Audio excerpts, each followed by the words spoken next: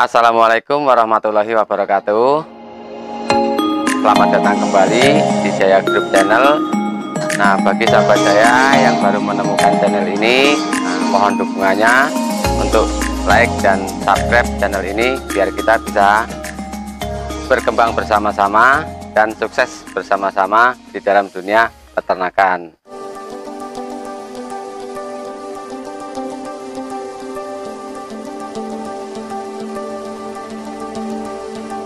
Nah, jumpa lagi dengan saya Yanto.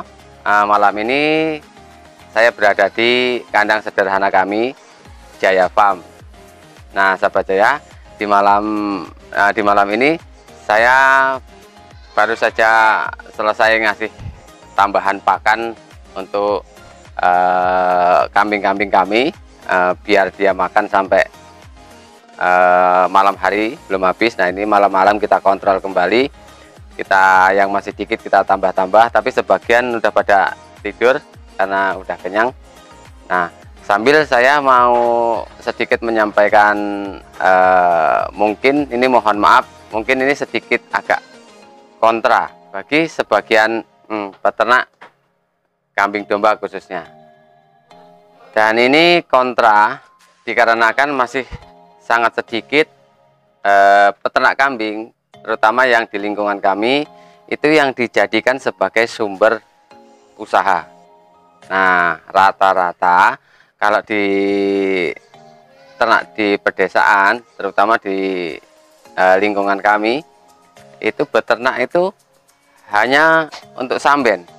Jadi kalau bahasa Jawanya hanya untuk celengan. Jadi sewaktu-waktu butuh apa yang mendesak, nah itu dijual untuk menutup kebutuhan. Jadi belum ada, ya ada tapi masih sedikit maksud kami, yang benar-benar terjun ke dunia peternakan itu untuk usaha yang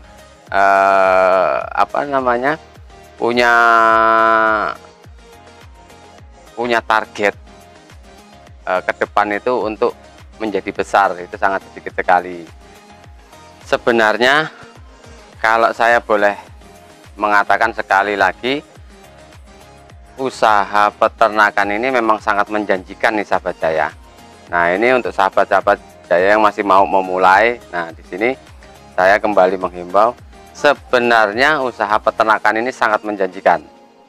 Nah, karena sebelum saya bermain di breeding, itu dulu juga kita di penggemukan. Nah, beberapa kali panen kami di penggemukan. Nah, itu karena kami ada kesulitan di bibit pejantan yang mau kita gemukkan. Nah, baru kami pelan-pelan masuk ke breeding. Nah, setelah kami jalani breeding, itu setelah kami kalkulasi, ternyata masih sama. Baik itu di breeding maupun itu di fattening atau di penggemukan, itu untuk penghasilan itu rata-rata sama. Nah, ini mohon maaf ini sahabat saya, ini adalah yang sudah kami jalani, dan ini juga hitung-hitungan kami. Kalau menurut saya, peternakan yang sudah saya jalani, kalau satu ekor kambing itu bisa dipastikan menghasilkan 100.000 per bulan. Nah, itu sudah dipotong kos untuk makan. Nah, kembali lagi ke pakan, mungkin dikarenakan karena pakan di peternakan kami itu memang melimpah. Kami sudah menanam, bahkan untuk diberikan pada ternak-ternak kami itu masih sisa. Nah, itu makanya saya pribadi itu sering mengajak ke banyak-banyak peternak, teman-teman peternak di luaran sana untuk aktif menanam. Nah, jadi makanya kami itu punya hijauan itu yang tidak sama usianya. Ada yang memang masih baru tumbuh, ada yang udah 20 cm, udah ada yang 50 cm, bahkan udah ada yang semeter, dan juga ada juga yang sudah mencapai 3 meter. Dan jenisnya yang kita tanam itu setiap hari itu kita punya hijauan siap panen, baik itu rumput budidaya maupun ramban-rambanan. Nah, ini kalau menurut saya ini hanyalah dikarenakan mindset saja. Mindset usaha mereka di ternak itu kalau untuk dikembangkan menjadi sebuah usaha itu belum bisa menjanjikan, atau mereka juga belum mempercayai bahwa usaha peternak kambing ini bisa meningkatkan taraf hidup kita. Nah, itu karena udah pengalaman yang udah dijalani bertahun-tahun itu memang nggak berkembang. Nah, kalau menurut pandangan saya pribadi itu dikarenakan memang masih untuk sambilan itu tadi. Jadi belum ada impian untuk peternakannya itu menjadi besar, atau peternakan itu nanti mau jadi seperti apa. Itu masih belum ada impian di sana, belum ada target di sana. Jadi tetap kita setiap hari itu ngarit. Jadi belum ada persiapan-persiapan untuk kita beternak itu nanti pakannya gimana. Nah, nanti kalau pas kemarau gimana, pas musim curah hujan tinggi itu gimana. Jadi memang cuman dijalani aja. Jadi kalau memang setiap hari berangkat ngarit, sore diberikan, besoknya lagi berangkat ngarit, sorenya diberikan. Jadi kalau memang dengan sistem seperti itu melihara 10 ekor saja itu udah luar biasa capeknya, itu udah luar biasa kesulitannya. Dikarenakan kalau masih ngarit itu yang pertama kita ndadak nyari. Nah, mungkin kalau pertama kita masih nyari yang deket-deket bisa, tapi makin lama makin jauh, makin jauh, makin jauh. Nah, di situ kita mulai kesulitan. Nah, jadi sahabat saya, kembali kalau memang di lingkungan kami dulu pertama-pertama kami nanam rumput saja, atau lahan yang agak produktif, agak lebih baik dan bisa ditanami yang lain, dan kami tanami rumput saja, lingkungan itu sudah heran. Kalaupun bisa kalaupun tidak ada rasa kalaupun enak gitu, pasti dia akan bilang bahwa saya itu aneh, karena lahan yang bisa ditanami tanaman yang lain itu justru malah ditanami rumput seperti odot, seperti gajah. Nah, sekali-kali kita nanam singkong, itu pun singkong karet. Nah, itu sangat aneh sekali. Jadi setiap hari itu kita memang punya pakan yang benar-benar siap panen, baik itu hijauan, rumput budidaya maupun ramban-rambanan. Nah, setiap hari kita arit itu memang beraneka ragam. Kita juga nggak hanya ngarit odot-odot aja, ataupun rumput yang jenisnya gajah atau yang tinggi-tinggi itu aja. Enggak, setiap kali saya ngarit itu pasti ada odotnya, ada pacongnya, ada rambannya seperti daun singkong karet, atau hijauan-hijauan ramban-rambanan yang lain. Nah, itu pasti kita campur, karena kita juga memang selain kita aktif nanam, nah, kita juga aktif mupuk. Jadi setiap kita di kebun-kebun rumput itu memang kita siapkan pupuk-pupuk kandang. Nah, ini beberapa bulan sekali ini kita ambil semua pupuknya.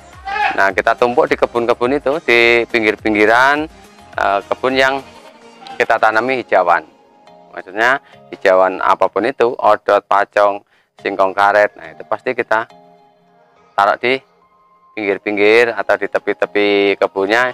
Itu pasti kita tumbuk-tumbuk berkarung-karung gitu. Jadi setiap kita habis membabat, habis kita arit, nah itu kita sebar pupuk kandang. Jadi sekaligus dalam waktu sehari itu kita panen, kita juga langsung pemupukan. Nah, setelah itu kalau ada senggang waktu kita pun aktif menanam. Nah, jadi untuk pakan itu benar-benar kita tidak kesulitan. Teman-teman itu kesulitan pakan karena kemarau, karena hujan, karena banyaknya peternak yang sama-sama mencari. Nah, tapi untuk kami pribadi, kami tidak kesulitan. Walaupun saya masih aktif di toko, saya juga masih ngelola sebuah fitness center, dan juga masih kita juga masih memenuhi pesanan-pesanan sahabat Jaya yang memerlukan chopper.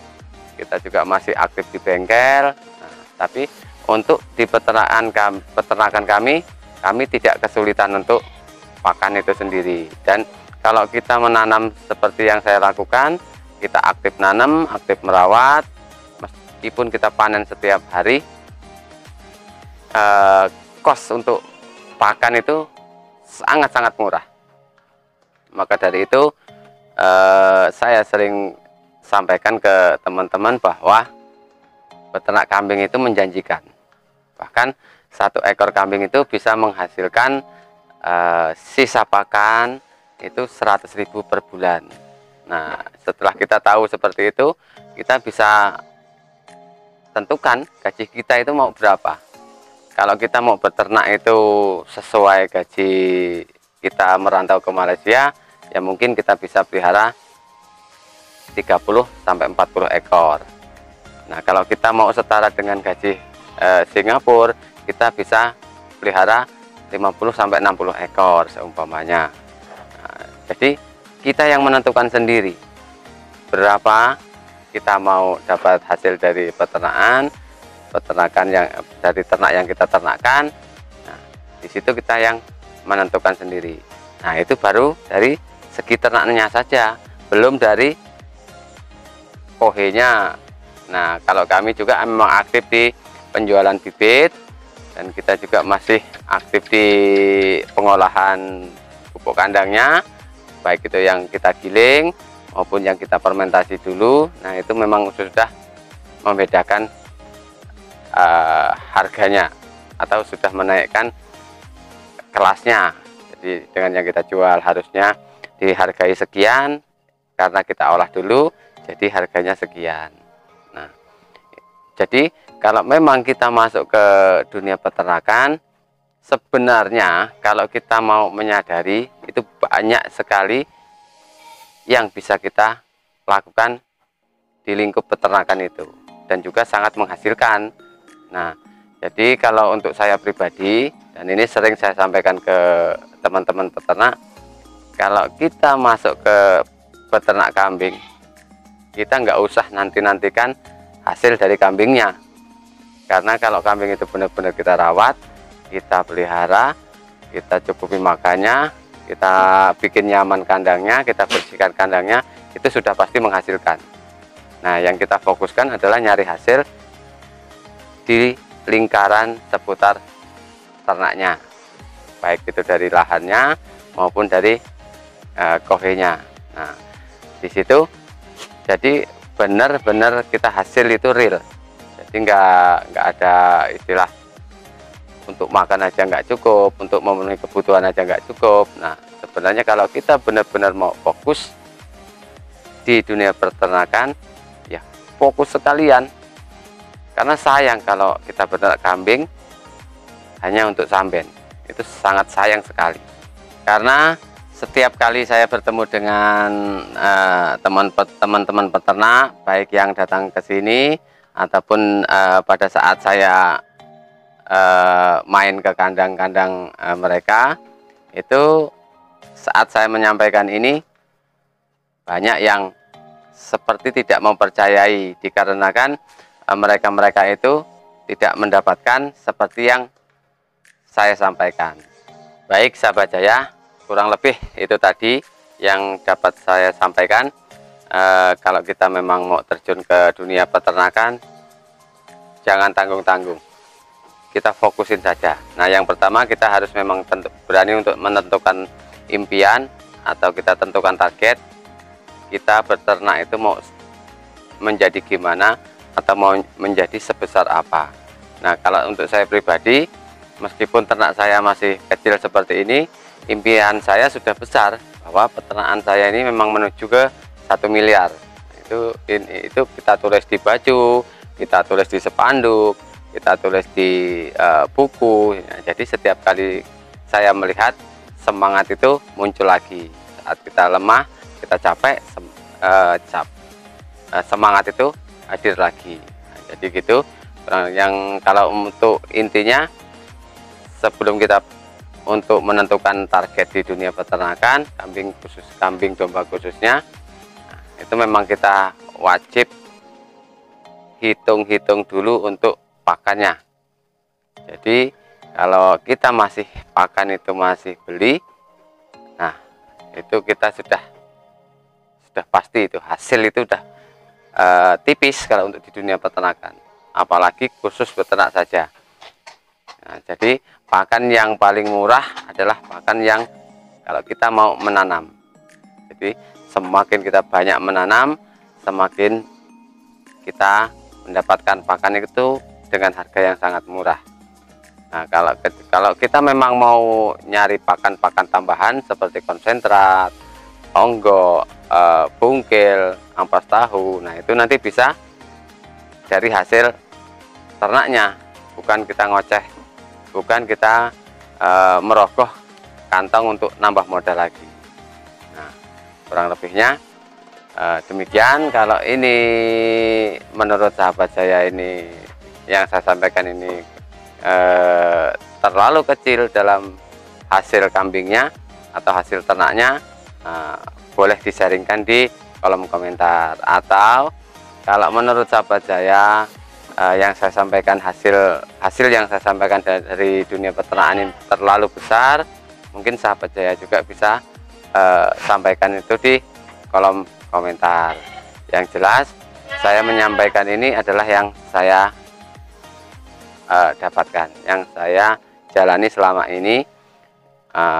Syukur-syukur kalau untuk sahabat saya mungkin ini bisa lebih lagi, karena kalau saya memang mungkin walaupun sefokus-fokusnya, karena ini memang saya jalani sendiri, ya mungkin sesekali ada lengahnya karena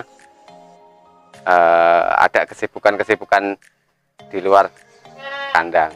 Jadi kurang lebih ini saja sahabat saya. Kalau kita memang mau masuk ke dunia peternakan, ayo kita fokuskan sekalian, kita targetkan sekalian untuk peternakan kita menjadi besar. Nah, kurang lebih ini saja sahabat saya. Terima kasih sudah menyaksikan video kami sampai habis. Jumpa lagi di video-video kami berikutnya. Terima kasih. Wassalamualaikum warahmatullahi wabarakatuh.